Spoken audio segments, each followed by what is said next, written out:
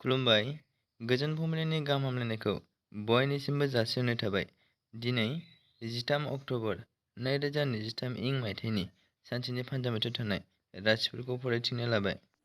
मेष राशि, गोसोनि साननाया जाफुंगोन, बिसिखौ खुसियै लाखिनो हागोन, नखरा सान्थि जागोन। मेष राशि, गोथार सान, मोजां खौरां मोननो हागौ, थांखियाव सौहैनो हागोन। मिथुन राशि, हान्थिनाय लामायाव आन्दायनो हागौ, गोसोआ उरां फारां जागोन, सोरजोंबा थगायजानो हागौ। कर्कट राशि, गाज्रि जाथायजों सौदावगोन, गोसोखौ गाज्रि मोनगोन, साना गाज्रि बारलांगोन। सिंह राशि, सानसुमै सुबुंनि मोजां गियान होनाय मोनगोन, गोसोआव गोख्रों नाजाथाबनाय फैगोन। कन्या राशि, मुवा हानि जागोन, धोन सम्फथि जोबस्रांनो हागौ, मोजाङै सोलिनांगोन।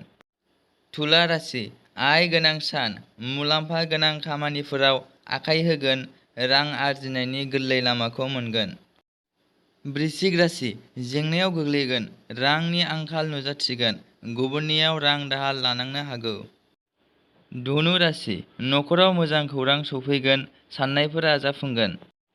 मकर राशि, आंखालनि सम, रां जोबस्रांगोन, गोबां खस्थ'जों मोगा-मोगि जानांनो हागौ। कुम्भ राशि, रांखावरि खरसा जासोगोन, धोन सम्फथिया जामलांनो हागौ, खामानिफोरा आद्रा जानानै थागोन। मीन राशि, फारफ्रोमबो बिथिङाव जौगागोन, साख्रियाव प्रम'शन मोननो हागौ, गोजौ थाखोनि बिबान मोनगोन।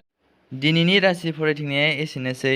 बेजों लोगोसेयैनो बुहुमनि साफ्रोमबो सुबुंफोरनि थाखाय दिनैनि साना गाहामैनो बारलांनो थाखाय आनान गसाइनियाव आरज गाबनाय थाबाय। गोजोन्थों।